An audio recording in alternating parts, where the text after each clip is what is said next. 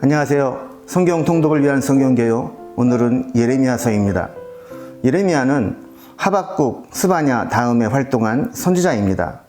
예레미야의 이름의 뜻은 여호와께서 세우신다, 하나님께서 높이신다 라는 의미를 가지고 있죠. 먼저 예레미야서의 배경을 살펴보겠습니다. 1장 1절에 보면 베냐민 땅 아나돗의 제사장들 중 hil기야의 아들 예레미야의 말이니라, 이렇게 배경을 설명합니다. 아나돗은 제사장들이 모여 사는 곳 중에 하나였는데 그곳에 살던 제사장 hil기야의 아들로 예레미야 역시 제사장 출신이었음을 알 수 있습니다. 나중에 같은 제사장들로부터 하나님의 말씀을 전하지 말라는 협박을 받기도 하죠. 시기적인 배경을 1장 2절에 3절에 나타내주고 있습니다. 아몬의 아들 유다왕 요시야가 다스린 지 13년에 여호와의 말씀이 예레미야에게 임하였고, 요시야의 아들 유다의 왕 여호야김 시대로부터 요시야의 아들 유다의 왕 시드기야의 11년 말까지 곧 5월에 예루살렘이 사로잡혀 가기까지 임하니라 라고 이야기합니다.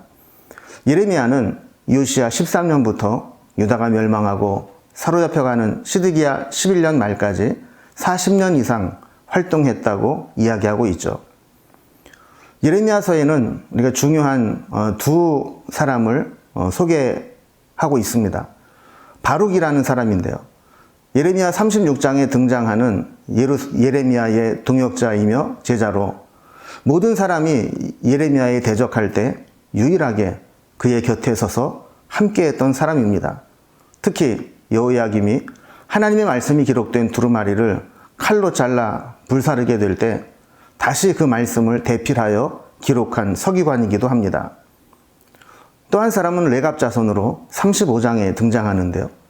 하나님께서 예레미야를 통해 자랑스럽게 소개하는 레갑 가문이 등장합니다. 대부분 백성들이 범죄하고 타락한 삶을 살아갈 때 믿음의 사람은 이렇게 살아야 한다는 모델을 제시해 주신 것이죠. 이제 예레미야를 이해하기 위해서 당시 주변 국제 정세와 유다의 왕들의 연관성들을 다시 정리해 보도록 하겠습니다. 바벨론은 아수르를 멸망시키고 세력을 확장시키며 팔레스타인 지역까지 다가오게 됩니다. 바벨론의 확장 정책이 달갑지 않았던 주변 나라들은 애굽의 바로 느고 2세를 중심으로 바벨론에 대항하는 전선을 구축합니다. 애굽의 바로는 갈그미스의 집결해 있는 바벨론과 전투하기 위해 북진하여 길목인 유다를 지나가게 됩니다. 그런데 요시야 왕이 무기또에서 애굽의 군대를 막으며 전투가 벌어지는데 여기에서 요시야 왕이 전사하게 되죠. 유다는 안타깝게도 요시야의 죽음으로 개혁도 중단되고 국력도 쇠퇴하여 국제 정세의 복잡한 정세 관계 속에 휘말리며 풍전등화의 시기를 보내다 결국 멸망의 길로 들어서게 됩니다. 무기도 전투의 패배로 요시야의 아들 여호아하스는 이집트로 끌려가 죽게 되고 다른 아들 엘리야김을 왕으로 세우고 이름을 여호야김으로 바꾸면서 친애굽 정책을 쓰도록 강요합니다.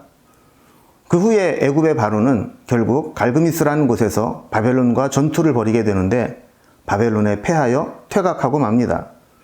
이들을 따라 내려온 바벨론은 유다까지 침공을 하게 되죠. 이것이 바벨론의 1차 침공입니다. 그리고 백성들 일부를 포로로 끌고 가게 되는데 이때 다니엘과 세 친구도 함께 바벨론으로 붙잡혀갑니다. 여호야김의 아들인 여호야긴, 성경에는 고니야라고도 이름이 되어 있는데요. 그가 왕이 되었을 때 바벨론은 다시 유다를 침공합니다. 이것이 바벨론 2차 침공입니다. 바벨론은 유다의 보물과 웬만한 사람들은 다 포로로 끌고 가는데 이때 에스겔 선지자도 포로로 끌려가게 됩니다. 이후에 바벨론은 여호야긴의 숙부인 고니야를 시드기야를 이름으로 바꾸어 왕으로 앉히게 되죠. 그런데 시드기야가 친애굽 정책을 쓰다가 미운 털이 박혀 바벨론은 3차 침공을 해옵니다. 이것이 바벨론 3차 침공입니다. 이때 예루살렘 성과 성전은 회파되고 시드기야가 보는 앞에서 그의 아들들을 다 죽이고 시드기야도 두 눈이 뽑혀 포로로 붙잡혀가게 됩니다. 이렇게 해서 유다는 완전히 멸망하게 됩니다. 이렇게 유다 말기에는 그 짧은 시간 안에 요시아에서 여호아하스, 그리고 엘리야김, 여호야긴, 시드기야로 짧은 시기에 여러 왕들이 왕위를 계승하며 상황이 급박하게 돌아갑니다. 예레미야 곳곳에는 이 왕들이 언급되며 시대적 상황을 설명해주고 있습니다. 이런 상황에서 유다가 돌이킬 수 없음을 깨닫고 애굽이나 다른 곳을 의지하거나 기웃거리지 말고 바벨론에 항복하라고 메시지를 전해야 하는 예레미야의 심정이 어떠했겠습니까? 유다의 죄악은 이제 돌이킬 수 없는 상황이 되었고 멸망과 포로를 통해 완전히 거듭나서 새롭게 시작해야 됨을 전하는 내용입니다. 그러나 이 과정에서 예레미야는 1차적으로 하나님과 갈등하게 되고 2차적으로는 유다 백성들과 부딪히게 되었습니다. 쉽게 받아들이고 납득할 수 없는 메시지를 전해야 했기 때문이죠. 이런 상황에서 예레미야는 눈물이 마르지 않았고 애가를 지어 심경을 토로했기에 눈물의 선지자라는 별명을 붙이고 있습니다. 스바냐 하박국이 유다 멸망 직전에 활동한 선지자라면 예레미야는 멸망 직전부터 시작해서 망하는 것을 직접 눈으로 지켜봐야 했던 선지자였죠. 예레미야를 이해하는 핵심 구절은 1장 10절입니다. 보라, 내가 오늘 너를 여러 나라와 여러 왕국 위에 세워 내가 그것들을 뽑고 파괴하며 파멸하고 넘어뜨리며 건설하고 심게 하였느니라 하시니라 했습니다. 이거면 뽑고 파괴하며 파멸하고 넘어뜨리며 이렇게 심판의 메시지가 전해진 반면 그 후에는 건설하고 심게 하겠다, 이런 회복의 말씀들을 전하기도 하는 것이죠. 특별히 예레미야에는 행동 메시지, 또 상징 행동이 많이 등장합니다. 말씀만으로 하나님의 메시지를 전하는 것이 아니라 상징적인 행동이나 상황을 통해 하나님의 메시지를 전달하는 것입니다. 예레미야는 말씀을 전하라 하시면 말씀을 전하고 그의 삶으로 하나님의 메시지를 나타내라 하면 삶으로 하나님의 뜻을 대변하는 하나님의 대변자로서의 사명을 감당했습니다. 뱃띠를 사서 허리에 띠라. 이 땅에서 아내를 맞이하지 말고 자녀를 두지 말라. 토기장이의 집에 가서 진흙이 어떻게 토기장이 손에서 그릇으로 만들어지는지를 보라. 토기장의 옹기를 사서 깨트리라. 줄과 멍에를 만들어 내 목에 걸라. 아나도스의 밭을 사라. 이러한 행동과 삶의 모습들을 보이면서 그것을 통한 메시지를 전달하게 하신 것이죠. 예레미야는 하나님의 심판의 말씀을 대언하지만 그러나 그 중간에 보석과 같이 소망의 메시지를 전하기도 합니다. 절망스러운 상황에서 비극적인 메시지를 전해야 하는 사명을 받았지만 하나님은 예레미야를 통해 미래의 구원과 희망의 메시지도 주십니다. 비록 지금은 나라가 망하고 대부분 포로로 끌려가지만 70년이 지나면 포로 생활에서 다시 돌아오게 될 것이라고 말씀해 주시죠. 또한 31장에 새 언약에 대한 말씀을 주십니다. 이스라엘 백성들은 하나님과의 첫 번째 언약을 깨뜨렸으므로 이제 새로운 언약을 맺으시겠다는 겁니다. 옛 언약과 새 언약의 비유로 새로운 시대, 새로운 메시지가 선포될 것을 약속하시는데 여기에서 옛 언약, 구약의 개념과 새 언약, 신약의 개념이 나온 것입니다. 예수 그리스도를 통해 구약의 율법을 대신할 새로운 언약의 성취를 주심으로 새로운 구원을 허락하셨다는 것이죠. 이제 예레미야서의 전체적인 구조를 살펴보겠습니다. 먼저 서론 부분에는 이 예레미야서의 배경과 그가 소명받은 내용이 나오고요. 1장 11절에서 20장 18절까지는 유다에 대한 예언이 나옵니다. 그리고 21장부터 51장까지는 여호야김 왕이 다스릴 때, 그리고 시드기야 왕이 다스릴 때 있었던 예언들을 모아놓고 있습니다.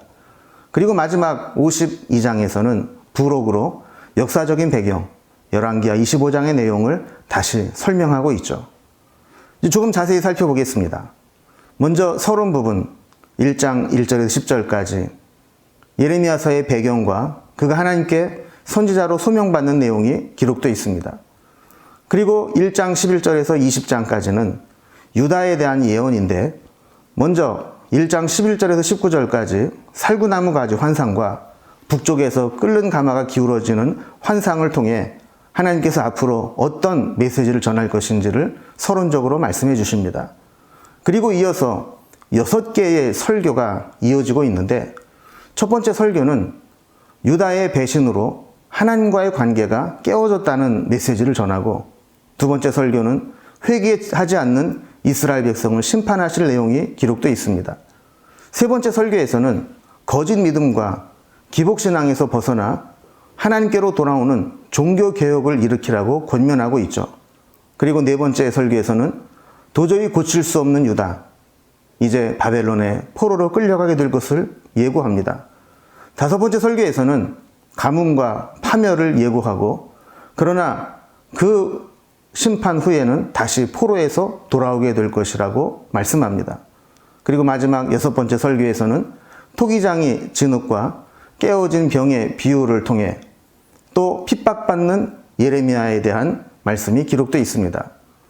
그리고 이어서 21장부터는 여호야김 시대부터 시드기야 시대까지 예언들이 모아져 있는데, 먼저 여호야김 시대를 배경으로 한 예언은 22장, 그리고 25장에서 27장, 그리고 35장, 36장, 그리고 46장에서 49장까지 기록되어 있습니다. 그리고 그 중간에 23장에서는 거짓 선지자들에 대한 심판의 내용이 나오고 있죠.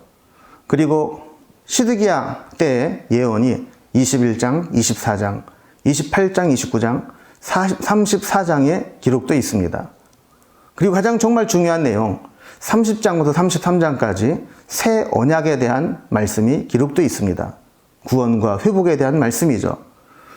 30장과 31장에서는 이스라엘이 해방될 것을, 그리고 32장에서 33장까지는 포로 후에 회복되어 유다와 다윗의 언약이 다시 회복될 것을 약속해 주시고 계십니다.